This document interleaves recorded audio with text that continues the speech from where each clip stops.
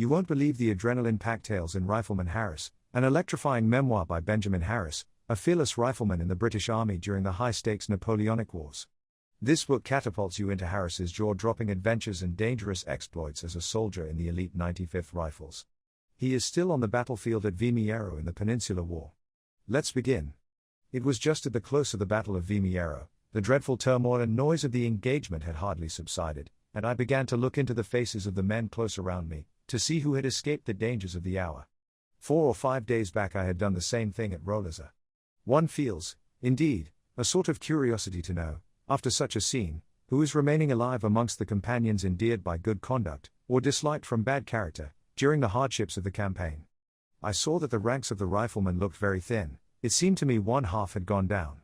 We had 4 companies of the 95th, and were commanded that day by Major Travers. He was a man much liked by the men of the Rifles, and, indeed, deservedly beloved by all who knew him. He was a tight hand, but a soldier likes that better than a slovenly officer. I had observed him more than once during this day, spurring here and there, keeping the men well up, and apparently in the highest spirits. He could not have enjoyed himself more, I am sure, if he had been at a horse race, or following a good pack of hounds. The battle was just over. A flag of truce had come over from the French. General Kellerman, I think, brought it. We threw ourselves down where we were standing when the fire ceased. A Frenchman lay close beside me, he was dying, and called to me for water, which I understood him to require more from his manner than his words. He pointed to his mouth. I need not say that I got up, and gave it him.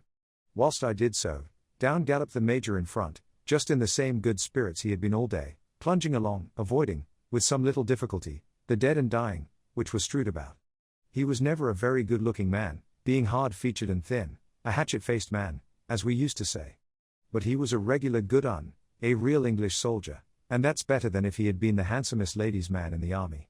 The Major just now disclosed what none of us, I believe, knew before, namely, that his head was bald as a coot's, and that he had covered the nakedness of his knob, up to the present time, by a flowing caxon, which, during the heat of the action, had somehow been dislodged, and was lost. Yet was the Major riding hither and thither, digging the spurs into his horse's flanks, and just as busy as before the firing had ceased. "A guinea," he kept crying as he rode, "to any man who will find my wig." The men, I remember, notwithstanding the sight of the wounded and dead around them, burst into shouts of laughter at him as he went, and "a guinea to any man who will find my wig," was the saying amongst us long after that affair. Many a man has died in crossing a brook, it is said, who has escaped the broad waves of the Atlantic half a dozen times. The Major had escaped the shot and shell of the enemy in many a hard-fought field, and came off with credit and renown, but it is somewhat singular that Punch and Judy were the individuals who were destined by the fates to cut his thread of life, for his horse was startled one day, as he rode through the streets of Dublin City, by the clatter those worthies made with their sticks in one of their domestic quarrels, and, swerving to one side, that noble soldier was killed. In the band of the 1st Battalion of the Rifles, we had a father and 7 sons, of the name of Cummins. The eldest son, who was called Fluelin, was the best musician of them all, and on the regiment going on service to Portugal, he was made bandmaster. Whilst fighting against Massena, Fluelin Cummins, one night, took offence at a man named Cadogan, also belonging to our band, and, catching him at advantage, beat him so severely that he left him for dead. The transaction having been seen by some of the soldiery, Fluelin Cummins was fearful of the consequences, and, supposing he had committed murder, fled to Marshal Massena's army, where he was received kindly, and, in consequence of his musical knowledge, promoted to a good situation in the band of one of the French regiments. After a while, however, he made some mistake or other there, and, the French army being no safe place for him any longer, he once more changed service, and returned amongst his old companions, the Rifles, where he found, to his surprise, Cadogan in the ranks, sound and well again. This species of inconstancy not being approved of by our leaders, he was tried by court-martial, and sentenced to be shot.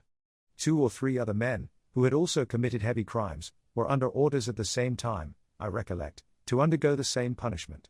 Colonel Beckwith was at that time our lieutenant colonel, and, having a great respect for Comyn's father, made application to the Duke of Wellington for a pardon for his son Fluelin.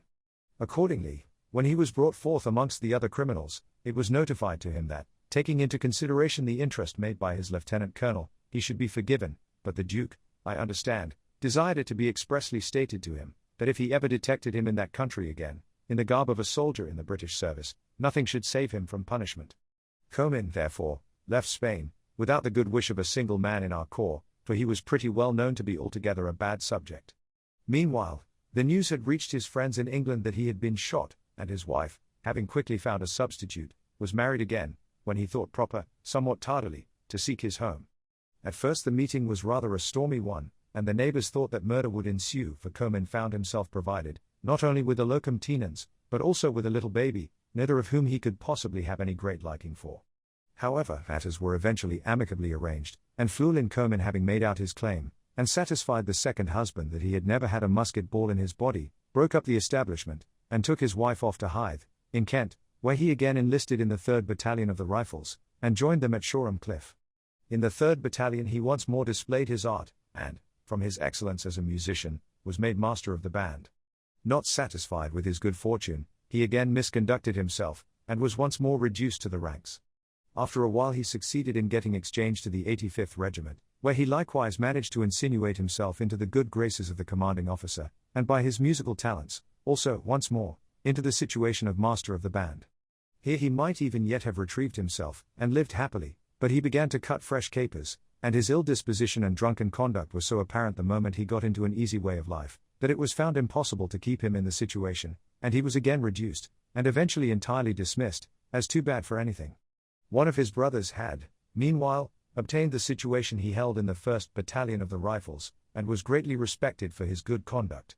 He was killed, I remember, at Vittoria, by a cannon ball striking his head from his shoulders. The other 5 Comyns, as far as I ever knew, lived and prospered in the service. The old father was eventually discharged, and received a pension. What was, however, the ultimate fate of the bad sheep of this flock, Llewellyn Comyn, and whether he ever succeeded in becoming a band master in the service of any other country, or whether he ultimately reached a still more elevated situation, I never heard, but should think from all I knew and have related, that it was not likely he ever came to good. I remember meeting with General Napier before the Battle of Vimiera. He was then, I think, a major, and the meeting made so great an impression on me, that I have never forgotten him. I was posted in a wood the night before the battle, in the front of our army, where 2 roads crossed each other. The night was gloomy, and I was the very out sentry of the British Army. As I stood on my post, peering into the thick wood around me, I was aware of footsteps approaching, and challenged in a low voice. Receiving no answer, I brought my rifle to the port, and bade the strangers come forward. They were Major Napier, then of the 50th Foot, I think, and an officer of the Rifles. The Major advanced close up to me, and looked hard in my face. "Be alert here, sentry," said he, "for I expect the enemy upon us tonight, and I know not how soon." I was a young soldier then, and the lonely situation I was in, together with the impressive manner in which Major Napier delivered his caution, made a great impression on me, and from that hour I have never forgotten him. Indeed, I kept careful watch all night, listening to the slightest breeze amongst the foliage, in expectation of the sudden approach of the French. They ventured not, however, to molest us. Henry Jessup, one of my companions in the Rifles, sank and died of fatigue on this night, and I recollect some of our men burying him in the wood at daybreak, close to my post. During the battle next day, I remarked the gallant style in which the 50th, Major Napier's regiment, came to the charge. They dashed upon the enemy like a torrent breaking bounds, and the French, unable even to bear the sight of them, turned and fled. Methinks at this moment I can hear the cheer of the British soldiers in the charge, and the clatter of the Frenchmen's accoutrements, as they turned in an instant, and went off, hard as they could run for it. I remember, too, our feeling towards the enemy on that occasion was the north side of friendly, for they had been firing upon us rifles very sharply, greatly outnumbering our skirmishers, and appearing inclined to drive us off the face of the earth. Their lights, and grenadiers, I, for the first time, particularly remarked on that day. The grenadiers, the 70th, I think, our men seemed to know well. They were all fine-looking young men, wearing red shoulder knots and tremendous-looking moustaches. As they came swarming upon us, they rained a perfect shower of balls, which we returned quite as sharply. Whenever one of them was knocked over, our men called out, "There goes another of Boney's invincibles." In the main body, immediately in our rear, were the 2nd Battalion 52nd, the 50th, the 2nd Battalion 43rd, and a German corps, whose number I do not remember, besides several other regiments. The whole line seemed annoyed and angered at seeing the Rifles outnumbered by the Invincibles, and as we fell back, firing and retiring, galling them handsomely as we did so, the men cried out, as it were with one voice, to charge. "D-N them," they roared, "charge! Charge!" General Fane, however, restrained their impetuosity. He desired them to stand fast, and keep their ground. "Don't be too eager, men," he said, as coolly as if we were on a drill parade in Old England, "I don't want you to advance just yet." "Well done, 95th?" he called out, as he galloped up and down the line. "Well done 43rd, 52nd, and well done all. I'll not forget, if I live, to report your conduct today. They shall hear of it in England, my lads." A man named Brotherwood, of the 95th, at this moment rushed up to the general, and presented him with a green feather, which he had torn out of the cap of a French light infantry soldier he had killed. "God bless you, General," he said. "Wear this for the sake of the 95th. I saw the general take the feather, and stick it in his cocked hat. The next minute he gave the word to charge, and down came the whole line, through a tremendous fire of cannon and musketry, and dreadful was the slaughter as they rushed onwards. As they came up with us, we sprang to our feet, gave one hearty cheer, and charged along with them, treading over our own dead and wounded, who lay in the front. The 50th were next us as we went, and I recollect, as I said, the firmness of that regiment in the charge. They appeared like a wall of iron. The enemy turned and fled, the cavalry dashing upon them as they went off. After the day's work was over, whilst strolling about the field, just upon the spot where this charge had taken place, I remarked a soldier of the 43rd, and a French grenadier, both dead, and lying close together. They had apparently killed each other at the same moment, for both weapons remained in the bodies of the slain. Brotherwood was lying next me during a part of this day. He was a Leicestershire man, and was killed afterwards by a cannon ball at Vittoria. I remember his death more particularly from the circumstance of that very ball killing 3 of the company at the same moment, viz. Lieutenant Hopwood, Patrick Mahone, and himself. Brotherwood was amongst the skirmishers with me on this day. He was always a lively fellow, but rather irritable in disposition. Just as the French went to the right about, I remember he d'd them furiously, and, all his bullets being gone, he grabbed a razor from his haversack, rammed it down, and fired it after them. During this day I myself narrowly escaped being killed by our own dragoons, for, somehow or other, in the confusion, I fell whilst they were charging, and, the whole squadron thundering past, just missed me, as I lay amongst the dead and wounded. Tired and overweighted with my knapsack and all my shoemaking implements, I lay where I had fallen, for a short time, and watched the cavalry as they gained the enemy. I observed a fine, gallant-looking officer leading them on in that charge. He was a brave fellow, and bore himself like a hero. With his sword waving in the air, he cheered the men on, as he went dashing upon the enemy, and hewing and slashing at them in tremendous style. I watched for him as the dragoons came off after that charge, but saw him no more. He had fallen. Fine fellow. His conduct indeed made an impression upon me that I shall never forget, and I was told afterwards that he was a brother of Sir John Eustace. A French soldier was lying beside me at this time. He was badly wounded, and hearing him moan as he lay, after I had done looking at the cavalry, I turned my attention to him, and, getting up, lifted his head, and poured some water into his mouth. He was dying fast, but he thanked me in a foreign language, which, although I did not exactly understand, I could easily make out by the look he gave me. Mullins, of the Rifles, who stepped up whilst I supported his head, d me for a fool for my pains. "Better knock out his brains, Harris," said he has done us mischief enough, I'll be bound for it, today. After the battle I strolled about the field, in order to see if there was anything to be found worth picking up amongst the dead. The first thing I saw was a 3-pronged silver fork, which, as it lay by itself, had most likely been dropped by some person who had been on the lookout before me. A little further on I saw a French soldier sitting against a small rise in the ground or bank.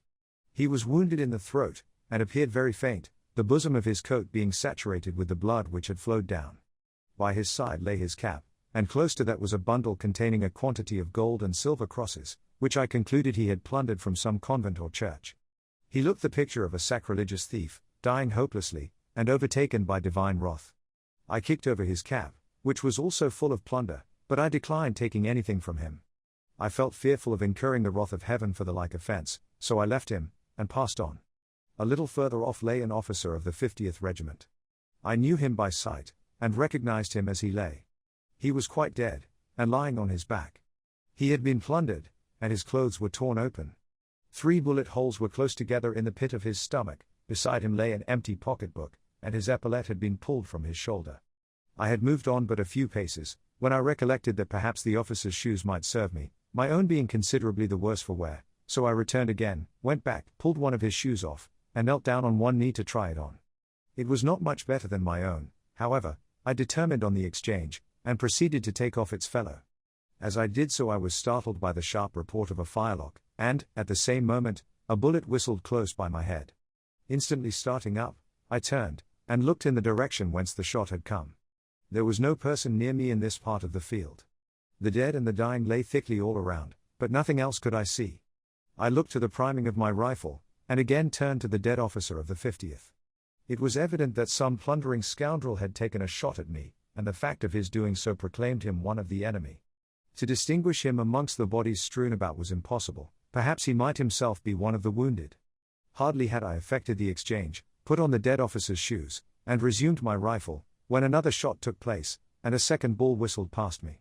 This time I was ready, and turning quickly, I saw my man. He was just about to squat down behind a small mound, about 20 paces from me. I took a haphazard shot at him, and instantly knocked him over.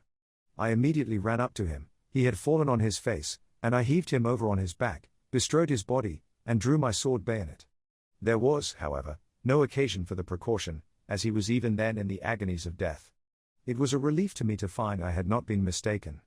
He was a French light infantry man, and I therefore took it quite in the way of business. He had attempted my life, and lost his own.